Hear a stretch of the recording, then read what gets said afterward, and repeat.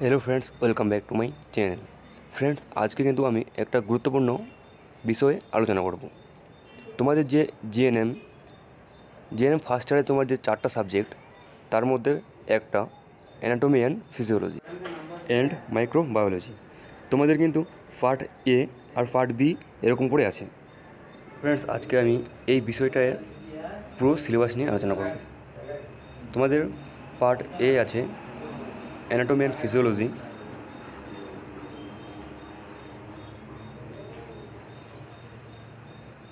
আর part বিতে আছে microbiology. তো ফ্রেন্ডস, তোমাদের বলে রাখি, তোমরা যদি আমার জিএনএম এএনএম এর ক্লাসগুলো দেখে না থাকো, তোমরা কিন্তু এই ভিডিওর ডিসক্রিপশন থেকে আমার ওই ভিডিওগুলো দেখে নিতে পারো। Part A anatomy and physiology. Part এতে কিন্তু তোমাদের অনেকগুলো ইউনিট আছে।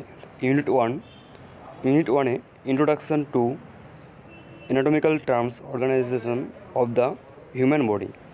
তো তোমাদের ইউনিট ওয়ানে কিন্তু আবার 2টা পার্ট আছে।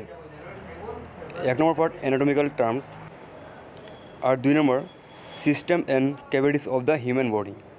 তো তোমাদের ইউনিট ওয়ানে কিন্তু এই 2টা পার্ট আছে। তোমাদের ইউনিট ওয়ানে কিন্তু এগুলোই পড়তে হবে।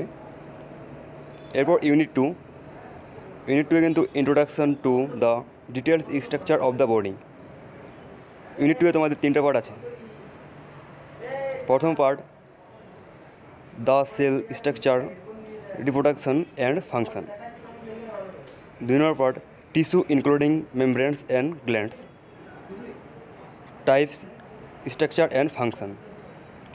এরপর 3 নম্বর part body cavities and their contents. Unit টুয়ে কিন্তু তোমাদের এই 3টা বিষয় নিয়ে পড়তে হবে। এরপর ইউনিট থ্রি ব্লাড। এখানে আবার তোমাদের 6টা পার্ট আছে। তো 1 নম্বর part composition and formation of blood, part 2 function of blood, part 3 blood clotting, part 4 blood grouping, part 5 cross matching, আর last 6 number part blood product and their use. তো তোমাদের ইউনিট থ্রিতে কিন্তু ব্লাড সম্বন্ধে পড়তে হবে।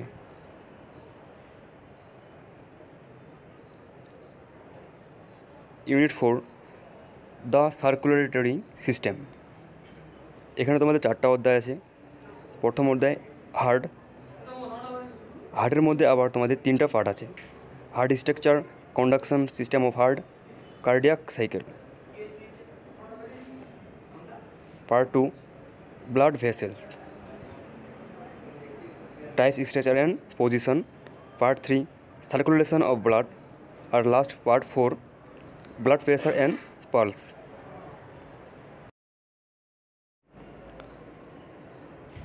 এরপর ইউনিট 5 আছে তোমাদের দ্য লিম্ফেটিক সিস্টেম। প্রথম পার্ট লিম্ফেটিক সিস্টেম।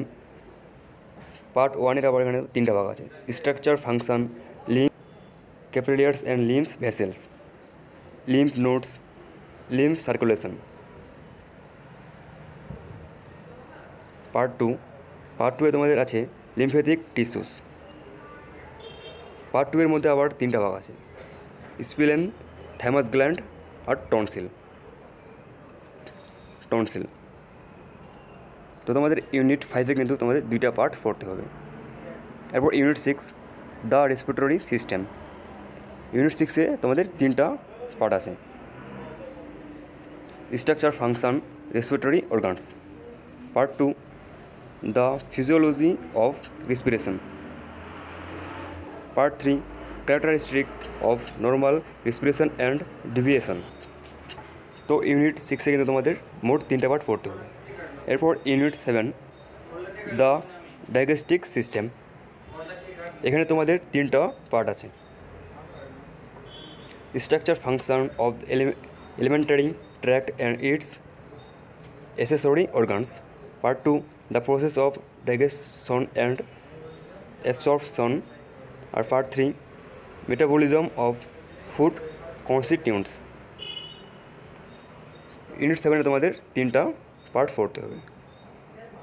এরপর unit 8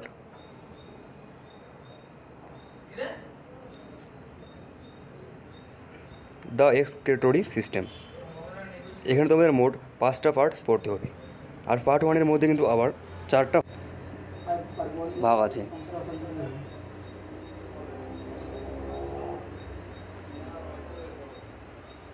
structure and function of the kidney, ureters, urinary bladder, the urethra, formation and composition of urine,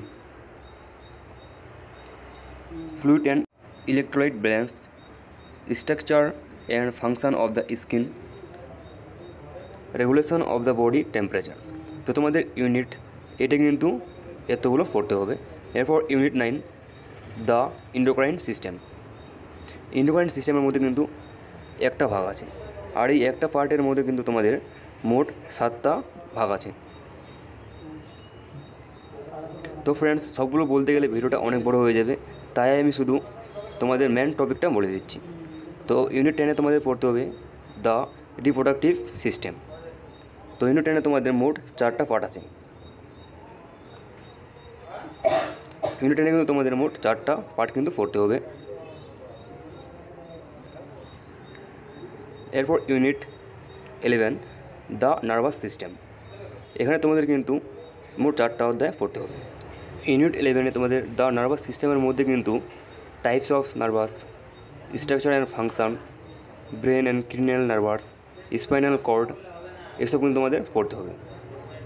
এরপর ইউনিট 12 কিন্তু আছে তোমাদের দ্য সেন্স অর্গানস। 2টা পার্ট আছে। পার্ট 1-এ আছে skin, ear, eye, nose, tongue. আর পার্ট 2-তে আছে physiology of vision, hearing, smell, touch, taste and equilibrium. তোমাদের কিন্তু এতগুলো পড়তে হবে। এরপর পার্টের ইউনিট 13, এখানে তোমাদের আছে দ্য স্কেলেটন। এখানে তোমাদের মোট 5টা পার্ট আছে। তোমাদের কিন্তু এগুলো সব পড়তে হবে, যেমন formation and growth of bones, tendons, ligament, cartilage, joints, এগুলো সম্বন্ধে কিন্তু পড়তে হবে। এরপর পার্টে অ্যানাটমি অ্যান্ড ফিজিওলজি তোমাদের last unit the muscular system. এটা কিন্তু পার্টের লাস্ট ইউনিট। এখানে তোমাদের 2টা পার্ট আছে, type of structure, function of muscles, এগুলো কিন্তু তোমাদের পড়তে হবে। এরপর part B microbiology unit 1 introduction. এখানে তোমাদের মোট 2টা পার্ট আছে, history of bacteriology and microbiology আর scope of microbiology in nursing. তোমাদের ইউনিট 1-এ কিন্তু এগুলো পড়তে হবে। এরপর ইউনিট 2 মাইক্রো অর্গানিজম। তো ইউনিট 2-এ তোমাদের কিন্তু মোট 4টা পার্ট আছে। এই 4টা পার্ট তোমাদের কিন্তু ইউনিট 2-এ পড়তে হবে, যেমন classification and characteristic, normal Flora of the body, methods for study of microbes, culture and isolation of microbes. তোমাদের কিন্তু এসব পড়তে হবে ইউনিট 2-এ। এরপর ইউনিট 3 ইনফেকশন, ইটস ট্রান্সমিশন। তো ইউনিট 3-তে তোমাদের মোট 5টা পার্ট আছে, যেমন সোর্স, টাইপ, ইনফেকশন। তোমাদের কিন্তু এগুলো পড়তে হবে, মোট 5টা পার্ট। আর ইউনিট 4-এ আছে ইমিউনিটিতে তোমাদের মোট 6টা পার্ট আছে।